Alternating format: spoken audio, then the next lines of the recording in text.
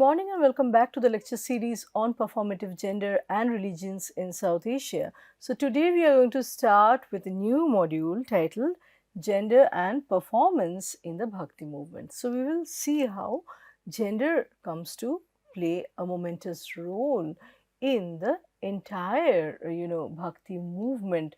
The cult of Bhakti is deeply informed by a notion of gender subversion, interplay, and experimentation with gender, where the question of trans once again comes back to our mind, such that gender is no longer, watertight and something that is codified and abiding by the social norms, the traditional,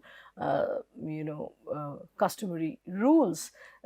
Gender becomes a site of experimentation, a site of transgression as far as the Bhakti movement is concerned. So, we see that till now in most of our modules we have been talking about Bhakti as a literary movement, Bhakti and the concomitant art and aesthetics, the cultural dynamics associated with the Bhakti movement or the Bhakti tradition. Now, a scholar like Rekha Pandey sees the Bhakti movement as treated chiefly as a literary movement or an ideological phenomenon with a religion as the basis of its inspiration. This has mainly happened due to lack of emphasis on social history and hence the socioeconomic factors which aimed at bringing in a change have generally been ignored. In other words, because the onus of Bhakti tradition or any scholarly intervention of the Bhakti movement has been on the cultural factors, on the literary and artistic factors. Pandey would argue that the socioeconomic dynamics, so for example, the social dynamics, the social history, the factors that focus on the class factor, right? Subversion in class and caste terms have largely been ignored. So, every religious reform movement rises out of certain socioeconomic factors or conditions and aims at the upliftment of the underprivileged populace and the oppressed sections of a society.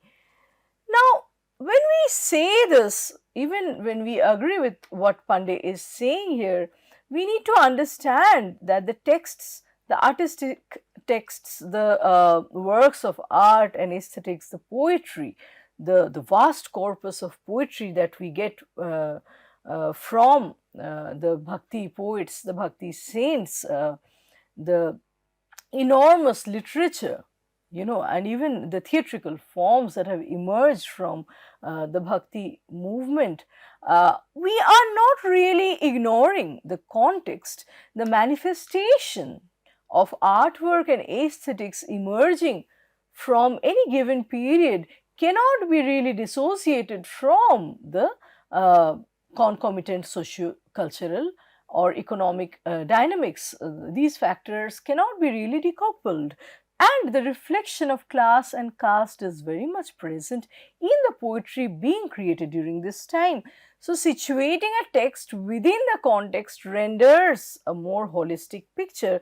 And so, when we are reading poetry or looking at an artwork from the Bhakti period, we are not necessarily ignoring the context from where it has emerged. The society very much mirrors through and in the artwork, in the art forms.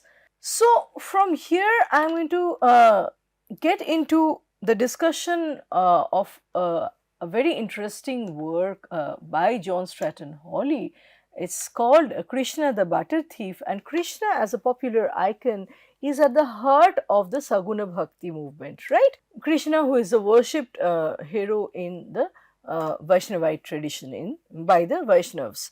So, So John Stratton Hawley, in his work Krishna the Butter Thief, has given his insight on the popular icon of Lord Krishna, and he is focusing mainly on the act of stealing butter, right? The baby Krishna is, constantly seen as stealing butter. He doesn't ask for it, or he doesn't eat it in a way that can be seen as legitimate. He necessarily steals it. So it is like a more of a forbidden fruit that he is trying to attain here, right? Now, this whole episode of stealing butter and dairy products by the baby Krishna can be seen as an act of performance. It is a chapter and an episode in its own right. It has its own madhurya, right? It has its own charm. According to Hawley, he explains very beautifully. So, thievery refers to the fact that what was outside Krishna, the thief, has come in, and thereby what was inside, which is butter inside the pot, is taken out now. So boundaries have been ruptured in the course of this lila centering the act of theft by baby Krishna. In the symbol of Krishna eating butter, taking the butter from outside of the pot could be seen as the codified laws that lay down a society, the societal rules, the customary principles that govern a disciplined society. When things are inside out, there is a transgression, right? So, Krishna taking the butter out and smearing it all over his mouth. So, the line separating the inner self and the outer world is transgressed. It is outrageous, but very beautifully so, right? Now, Krishna as a figure, we see the child Krishna, the juvenile Krishna, knows no respect for these socially created boundaries that represent certain limitations and depict. And so he symbolizes, he stands for a continuous subversion and transgression. He is constantly overstepping these borders, these socially created lines. So, spewing butter further in the gopis' storeroom, so he doesn't only eat the butter from the pot, he further spews the butter in the gopis' storerooms, which form the next concentric boundary after the pots. So, we see that what was inside has come out at several levels. First, the butter is taken out of the pot, then it is taken, beyond the border of the storeroom. It is spewed everywhere. Krishna is spewing it on the gopis, the cowherd women, the milkmaids. So, what was in the storeroom is spread over the rest of the house, and what was in the house is fanned out over the outdoors. So, there is no limitation that binds Krishna really. So, here Hawley is trying to depict how Krishna is a figure of transcending borders. He is something and yet something else too. So, he is the child, but an all-knowing child. He is a human form, but also a god. He is, later we see when he grows up, he is a male, but not the hypermasculine male. He is a feminized male. He is a lover boy. He is a flirtatious lover that all women, that all women fall for, right? So, this scene of spewing butter can be perceived as reflecting a bacchanalian order, where people who have gathered around to witness are being sprayed with butter. So, if we see the butter as symbolizing some kind of rasa, emotion or sentiment, it does not leave anyone untouched or unsmeared. Everyone is kind of touched by the rasa, it's the beauty, the charm that the baby Krishna emanates. The role of the gopis or the milkmaids is crucial in this regard, in this particular leela, as they form an integral part of the performance through their resistive participation. So it goes like this: the more they try to resist Krishna, the more it is difficult to control or bind him with rope, with chain, or with any kind of limiting device. Krishna cannot be stopped. He is simply unstoppable, and he is absolutely loved for the way he steals. He's stealing butter, and he's also stealing the hearts of the people around. So we see that these women are, in the end, they are all playing the roles of devotees. The milkmaids are Krishna's devotees. So here, the prominent bhav we see is Vatsalya, the filial love that parents feel for the child, and also a madhurya, an all-encompassing madhurya defines the entire scene, right? Everyone is enamored by this child who represents the soul's beauty, the transcendental beauty, right? Not only the beauty of the physical form. So in the butter thief leelas, the gopis repeatedly announce that they will bind Krishna. They are going to punish him. They will tie him up with a rope. And yet Krishna is constantly abrogating all kinds of boundaries, because he in the end is God in the human form, and so he cannot be limited by or controlled or tied down by anything, any external determinant. And those who would try to bind Krishna with a rope find themselves bound. So they are bound with tied with rope, and Krishna escapes, right? This is not only in the literal sense, but also figuratively. It has a great symbolic spiritual meaning, where it's very difficult for anyone to capture Krishna in the true sense.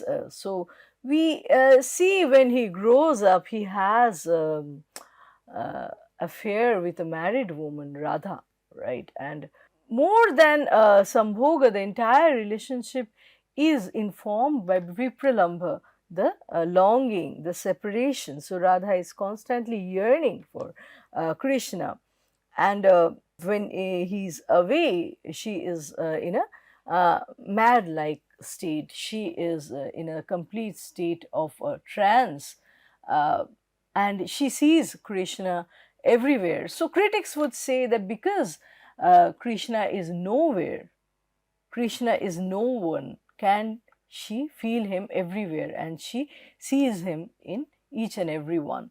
So Krishna, the word Krishna itself means black or nothing. So he is actually not there. He is there, but not there.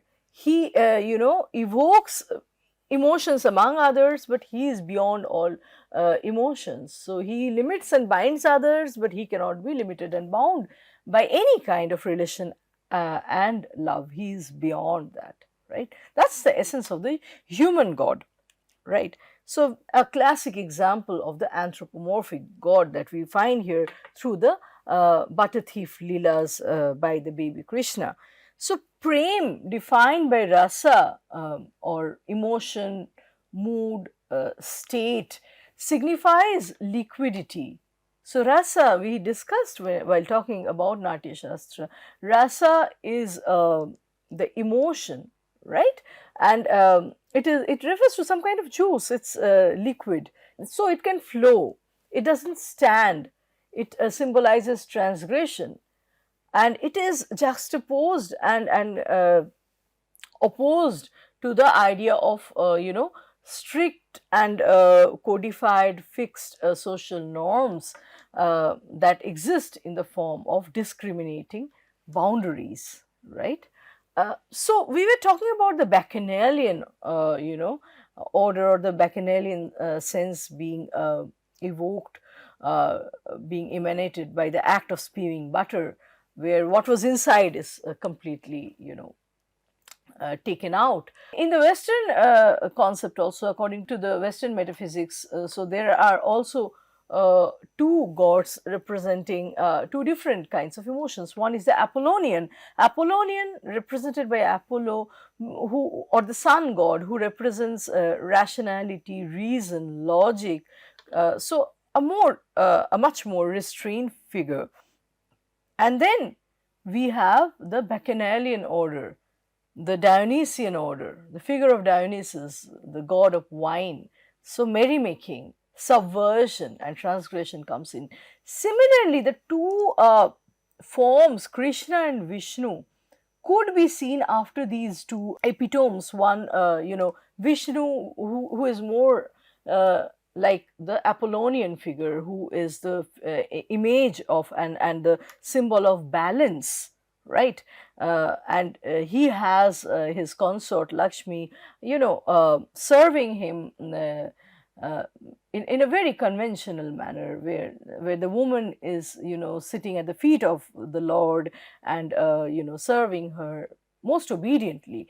And in the Bacchanalian sense, we see Krishna, where Krishna is holding on to the feet of Radha, right, where it is just the whole social convention standing on its head. So we see that Radha is scornful, she is complaining because he comes so late, and she has various other complaints, and Krishna is holding on to her feet, trying to calm her, and he's kind of so he's pampering her, he's mollycoddling her.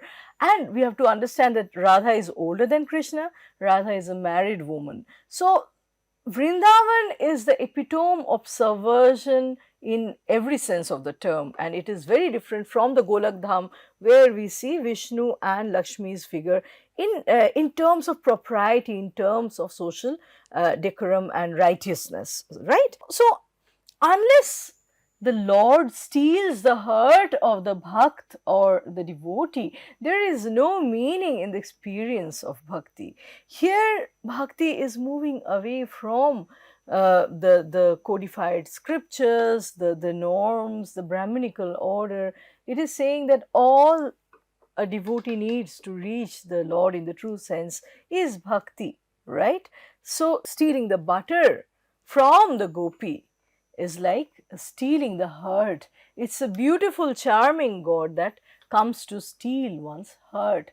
And unless that love, that personalized love between devoted and devotee comes into play, the entire experience of bhakti or devotion remains incomplete.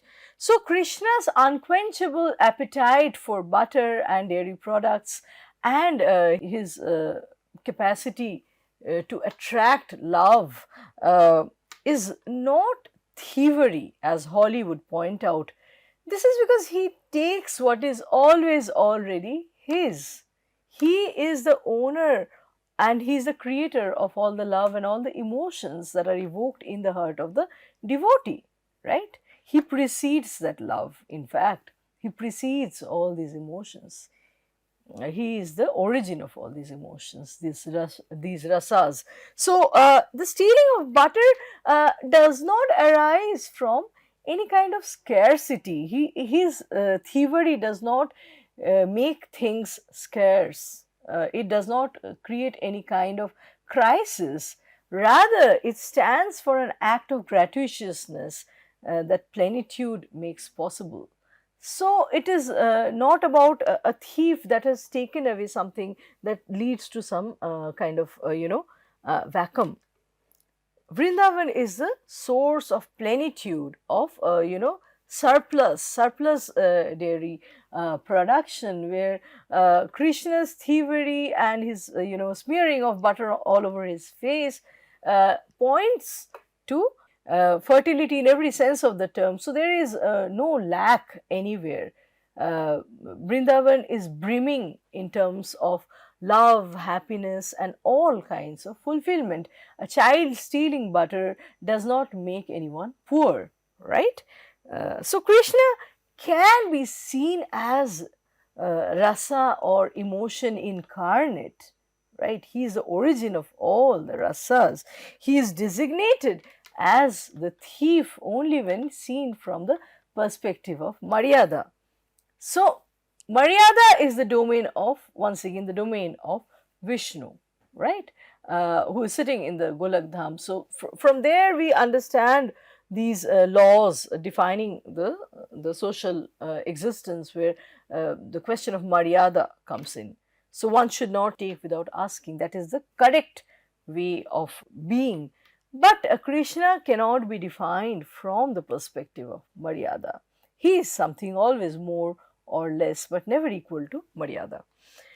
So the thief does not pay proper price for what he steals, right? That is the essence of being thief. So in the domain of Maryada, we are bartering, we are exchanging, but Krishna will not pay for what he is taking, because what he is taking is invaluable, and the charm that he emanates in turn also cannot be measured through any physical unit. So he is stealing the bhakta's love. Actually, he is stealing the devotee's love, which is symbolized by the butter, and so it is invaluable beyond any economic or societal measures. So while the yogis attempt at self displacement through sadhana, or penance, through some difficult path of meditation, we see here that the milkmaids, the gopis, instead of forcefully changing themselves through some kind of tapas or penance, respond spontaneously to the change that claim them effortlessly and irresistibly. And so, what Maryada tries to achieve with a lot of difficulty, the gopis and the motherly figure of Yashoda is achieving, effortlessly, very easily, without even trying. So, in other words, the path of knowledge is a very difficult one, very far fetched and hard to achieve. But the path of love, the path of bhakti, is the easiest path for achieving God. So, women pour the position of milk on Krishna, the baby Krishna, both erotically and affectionately. And while Krishna engenders the emotional excess, we see that he is himself independent of all these excesses, because he is a human but a god in the form of a human, right? He's a human god, almost an oxymoron as it sounds. So he can be seen as someone that is perpetually hungry, and yet someone that is escaping all kinds of desires.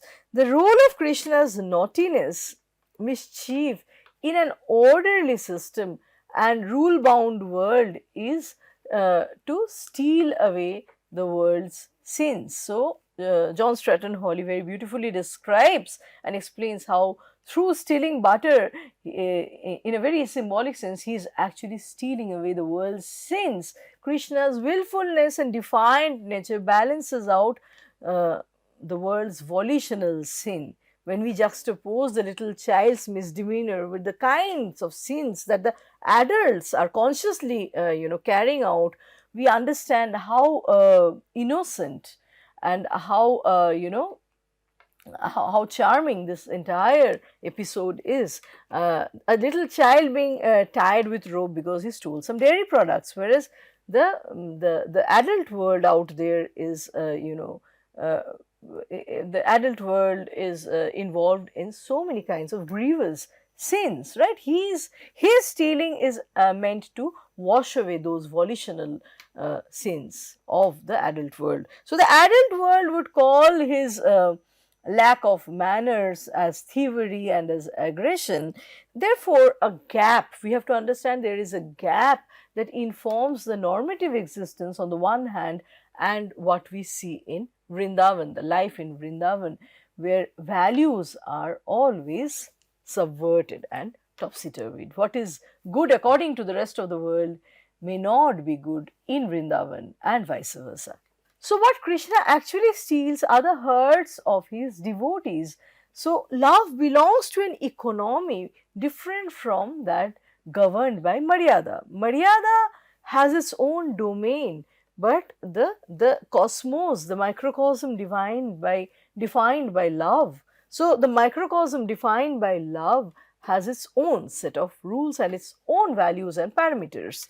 According to commentators such as Purushottam Goswami and Swami Ramswarup, Krishna's thievery is the exemplar of thieves and the profligates. Krishna is an exemplar, a model, a thief of all thieves, and he is the transgressive figure beyond which there can be no transgression. He is unthinkably transgressive. He is flirting. He is the paramour of a married woman, right? That Radha is. So he is involved in all kinds of activities that are socially considered as pejorative. Uh, the subtle act of thievery contradicts and yet gives meaning to the gross world where we live by the normative terms. So Krishna's flute, we see, that is also another symbol. It is capable of controlling its own player. The flute or the murli, the basuri can control Krishna himself. The music emanating from the flute defies all kinds of boundaries, hierarchies and customs, because once again music is the mellifluous music is flowing, it is fluid. As it can be heard everywhere, it mocks the notion of social spaces, limited social spaces, stratified social spaces structured by distance and hierarchy. One gopi bemoans the flute's ability to entangle Hari in a musical chord, the rope of raga. So that is also a kind of tying. He is, everyone is enmeshed, everyone is enthralled by the raga emanating from the basuri. And so the gopis plot among themselves to reverse this act of thievery by spiriting away Murali herself. They want to steal the Murali from Krishna. From here spawns a lila called the theft of the flute, basuri or basi chori, right, which continues to play an important role among the Ras Leelas of today. It's a very important topic intervened by the theatrical form, the folk theatrical form of Ras Leela. So, thievery is such a standard term of reference that the gopis apply it not only to Krishna and to their own eyes, but to other figures as well. So, Murali, which is Krishna's flute, is often the object of allegation of stealing the consciousness of these women, stealing their rationality, their sense of reason, their sense of time also. A lot of time elapses while people just sit and listen to the flute music. So while Krishna only stole their clothes, the gopis would say that the Murali has gone ahead of Krishna. It has not only stolen their consciousness, their minds, but also their modesty, all their interior wealth that they had. The Murali has stolen everything. Now, Jahannava Devi, who is a female preceptor of Vrindavan Goswami's teachings, insists that man should always regard God as a beautiful and charming human being. She is a Vaishnava, and so she is thinking of Krishna here. As a transcendental Rasika, Krishna's human body is seen as eternal, perfect and non-material. It's the most beautiful thing in the material and transcendental sense. So beyond temporality, spatiality and any parameters of morality, Krishna represents Sat, Chit and Ananda. So together it is Satchidananda. Sat referring to existence absolute, Chit or consciousness absolute, and then Ananda, which is the bliss absolute.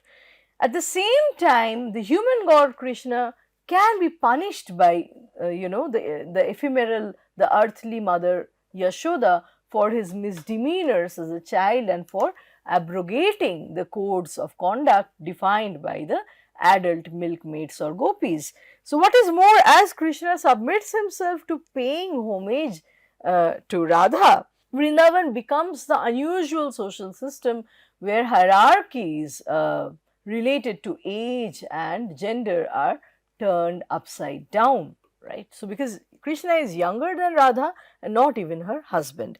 So, with Krishna's playmates being both males and females and both different and non-different from him, the distinction between self and other in every sense of the term is blurred. Radha and Krishna are often seen as the two correlative aspects of the same God. So, Radha is also a part of Krishna himself, not apart from him. Uh, so, Krishna has bifurcated himself into the enjoyer and the enjoyed, and the material duality is important for God's self-realization. So, it's like Krishna playing with his own mirror image. That is the Radha Krishna love. The God's embodied manifestation is crucial here in order to understand the shifting nature of divinity. So, we see how changing and shifting the figure of Krishna is from being the illicit lover and the demented god that the Vaishnavas would call as Bavre Thakur. Krishna appears also later in Mahabharata as a ruthless and cunning counselor to the Pandavas who sermonizes Arjun about dharma. So, the God possessing a body is a sign of his existence lying at the crossroads of the finite and the infinite, the godliness and human qualities. His imperfections are owing to his mortal body, but the glimpse of the universe that Yashoda keeps seeing inside his mouth refers to his ephemeral body being in connection with and in fact containing the macrocosm and the higher being. So, such a human body is capable, it is potentially capable of the impossible, of godliness. So, such a God hungers for human love, and the devotees reciprocate spontaneously through establishing familiar and familial ties with the God, treating the God fondly. In Hindu traditions, we see incense, flowers, candles and food are commonly used for worshipping and this is pertaining to different religions also in the South Asian context. These objects are associated with sensory and sensuous awakening. So, they appeal to different senses of smell and taste and even vision. So, and they are offered to the deity in order to be touched, tasted and returned to the devotees as leftovers or prasad. So, in many shrines, it is a common thing that the icon or the symbol of worship is bathed in prized items, indulged in extravagant meals or bhog, and then they are put to sleep. They are rocked in cradles in accompaniment with devotional songs or bhajans. So, even we see this in Bhakti as well as Sufi traditions. There are so many devotional songs. So, we see that both in Sufi and Bhakti traditions, there are so many devotional songs which perceive the God in different forms. So, different rasas and bhavas associated with each of these relationships. God as a teacher, as a child, as a parent or a lover. So, for the hermits in the Indic tradition, it is also common to treat the body as a holy text where the divine can be persuaded to live. So, many Vaishnavas, Saivites and Ram Bhaktas cover their entire body or even parts of their exposed body with some kind of temporary clay and sandalwood paste imprints or sometimes with permanent tattoos. These markers celebrate religion as a live and lived subject which uphold the belief system of the people from the South Asian region. So, with this we come to the end of this lecture today, and we will meet again with another round of discussions in another lecture. Thank you.